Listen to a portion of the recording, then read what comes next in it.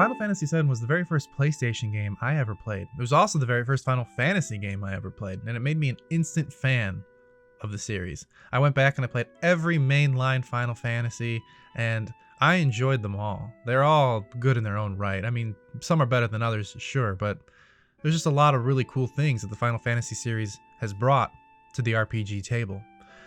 And now I'm playing through the Final Fantasy VII Remake, and it is just absolutely incredible because they've essentially remade my entire childhood. Well, episode 1 of my entire childhood. And they have done a stellar job. This is Square Enix's best work to date, in my opinion. And I love Final Fantasy XV's combat system. I'm having, I think, more fun in this one just because of the tactical nature of this game and how easy it is to edit your character's loadout and change styles essentially through the materia system. You can do a lot of really cool things in the materia system. Not only is the materia system fun, but you can also swap out different characters in your party on the fly mid-battle.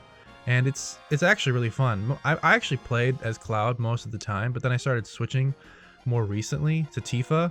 And man, I gotta say, she's got some really, really fun combos that you can pull off, and they did not skimp on that feature. I thought it was just a tacked on thing at first, but it's really not. Every character has their own set of weapons, their own set of upgrades, their own set of skills, materia, and things like that, you know, work for them as well. The specific materia that you can do, they have their own unique attacks that come out of it. It's really, really fun and way more deep than I thought it was going to be. One more thing about the combat system is that Final Fantasy VII Remake can actually be quite difficult at times, which is actually a nice change of pace because we've been getting, you know, some easy Final Fantasies to date. Final Fantasy 15 was easy, but it was only easy because you could use a potion whenever you wanted. Whenever you needed, you could use a healing item. Either that, or when you were downed, one of your allies would most likely get to you before a final blow was delivered.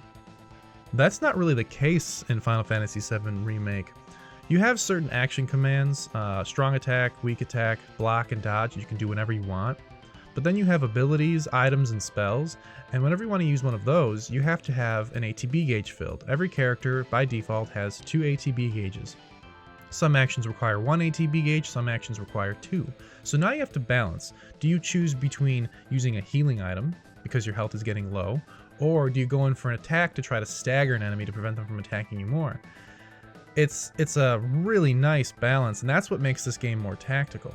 Not to mention there are enemies that can stun you with electricity or put you to sleep, leaving you very vulnerable for a very long period of time, and a lot of enemies will typically follow up with a very strong attack once they know you are stunned or sleeping. So it's not just a walk in the park on the normal difficulty. That's what I'm playing. I do wish that there was a hard difficulty right out of the gate, but there's only a normal difficulty when you start a new game. But honestly, for a first time through, it is definitely challenging enough. Way more so than its recent predecessors. Another cool aspect of this remake is that it doesn't carbon copy the original story. It uses it as a foundation, and definitely a lot of the same things happen. But there are a lot of subtle changes and bigger changes throughout the story that I'm not going to spoil for you here. But there's a lot of really, really cool things that you'll notice that are different from the original, and that is a good thing because they've actually managed to bring out more detail in not only the supporting cast, but the world and the main cast. There's a lot more here than there was in the original game in this part, which is why episode 1 is as long as it is, even though it only covers a short portion of the original game.